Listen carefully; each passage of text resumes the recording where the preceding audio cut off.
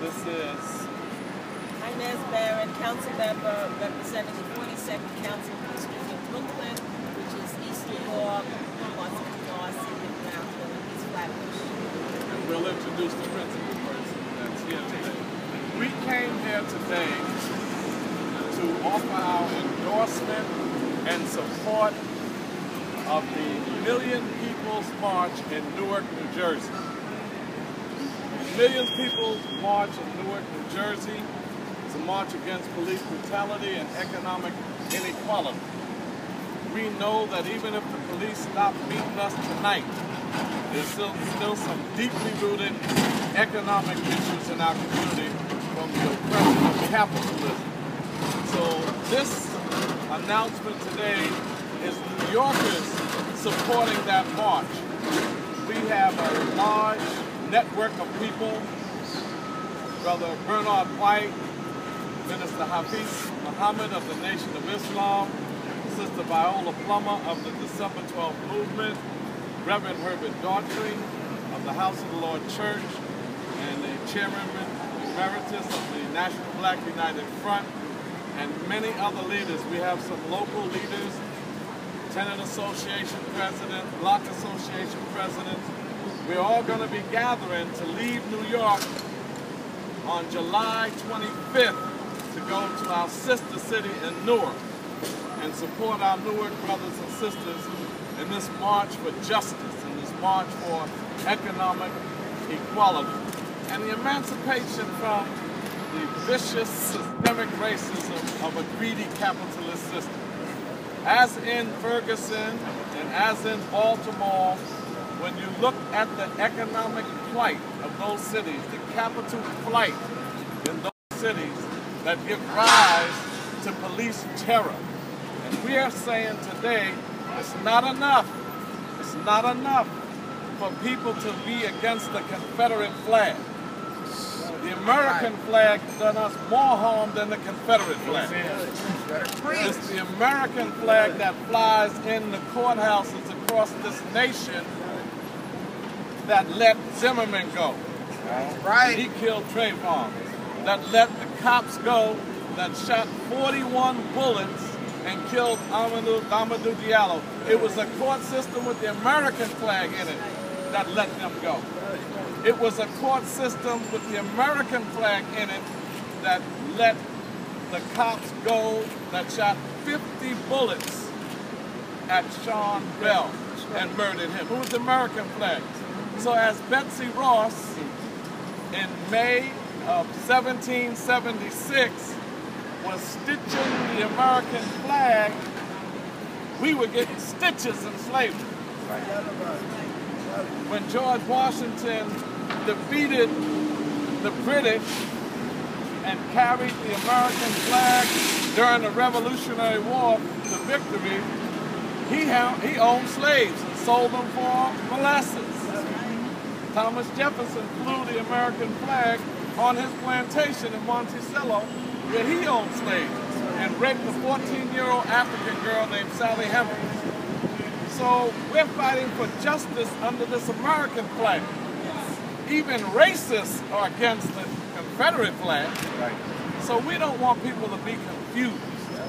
The KKK are terrorists, the young white terrorists that killed our brothers and sisters in church in South Carolina. We just need to protect ourselves by any means necessary. And then even the Bible says pray with a watchful eye. So you better watch who's coming in your churches, even during prayer.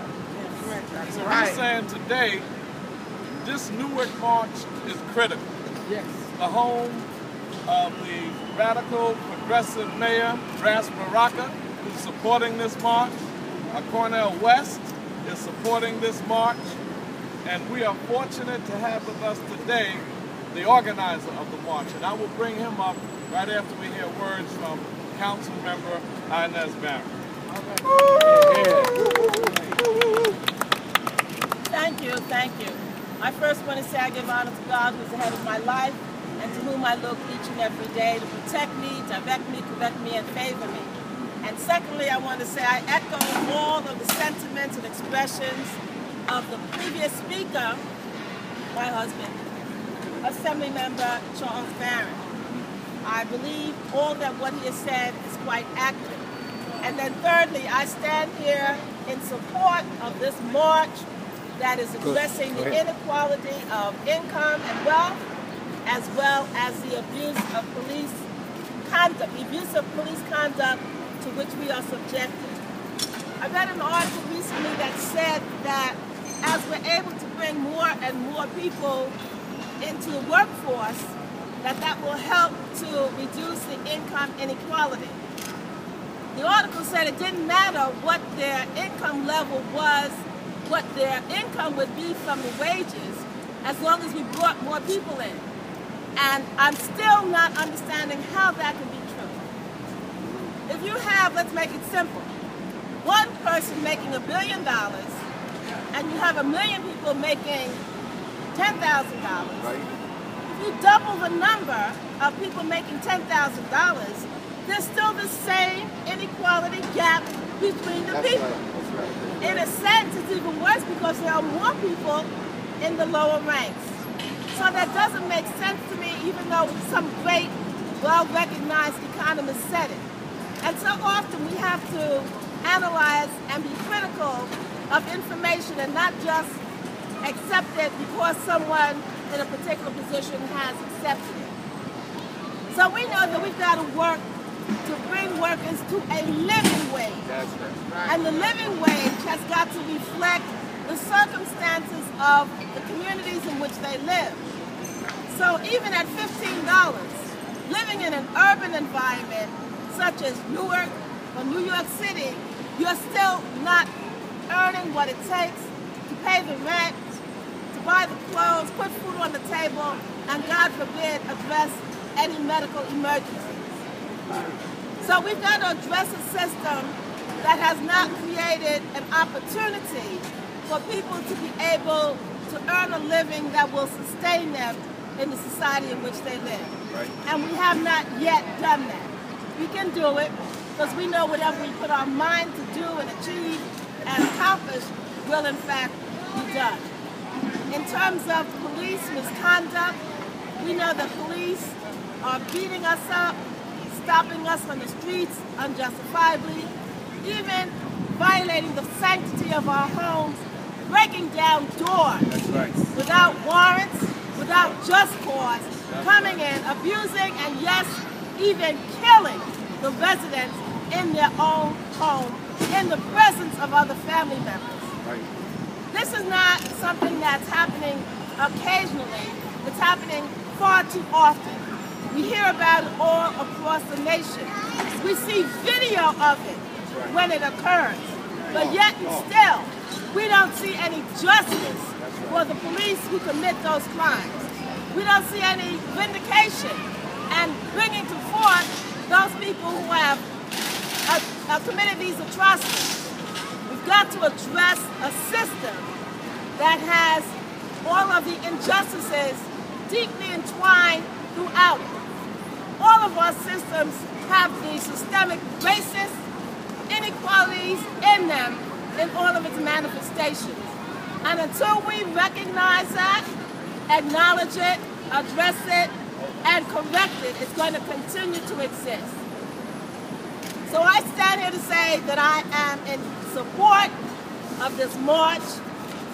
It is well needed to mobilize the people, to have a platform in which to address what our issues are, and to allow an opportunity for people to say what their experiences have been and the injustice they have suffered by not having adequate punishment for those officers who have violated them. Here in New York City, all of those police officers who were brought up on charges of having used the chokehold, over 1,000 cases were brought since 2009. Only 15 were substantiated, and only 9 of those had any kind of punishment.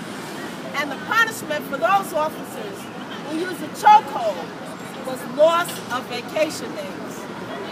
Loss of vacation days.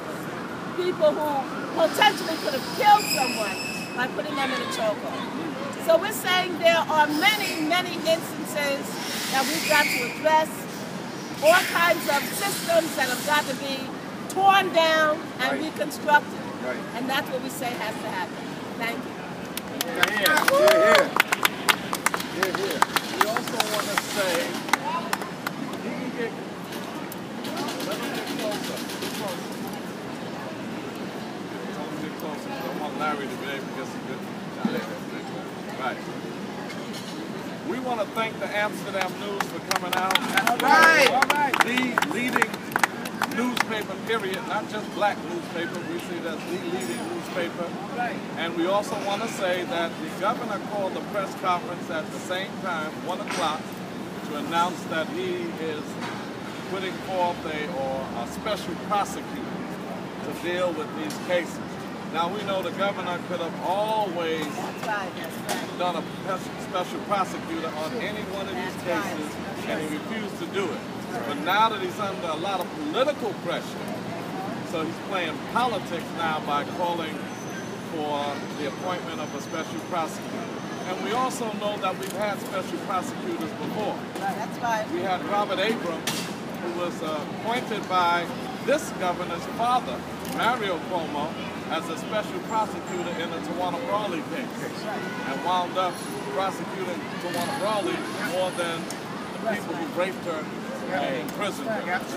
So a special prosecutor doesn't mean justice. We need a separate, independent body that has prosecutory powers over police. That's what we'll be fighting for. But I want to bring on Brother Larry Hamm, who's the executive director of Hamm. Go ahead, Larry. And coming out of Newark, Newark is a special place. Newark has history. We know that Newark, their first black mayor was Ted Gibson. And then after Gibson, they had Sharp James. And one of the greatest leaders of our time is the legendary Mary Baraka. And he, right after, and a key member of the Black Political Convention at Gary, Indiana in 1972, led Black Power conferences across this country. And Newark is a hot spot for Black Power and self-determination. And it's out of that Larry Hamm comes, and now as the chief organizer of this Million People's March for Justice and Economic Equality, we want to bring the chairperson of POP coming all the way from Newark to be with us today. We're going all the way back to Newark on July 25th. Brother Larry Hamm. All right, Larry. Power to the people. Power to the people. Brothers and sisters, I express my heartfelt gratitude to Assemblyman Charles Barron and Councilwoman Inez Barron for endorsing this effort today. They are the first and only so far elected officials in New York City that have endorsed our march. On Saturday, July 25th, we will hold the Million People's March against police brutality, racial injustice, and economic inequality. It will start at 12 noon at the Lincoln Monument in the heart of downtown Newark, at the intersection of West Market Street and Springfield Avenue, right across the street from Essex County College. The march is being sponsored by the People's Organization for Progress, but it has been endorsed by more than 100 organizations.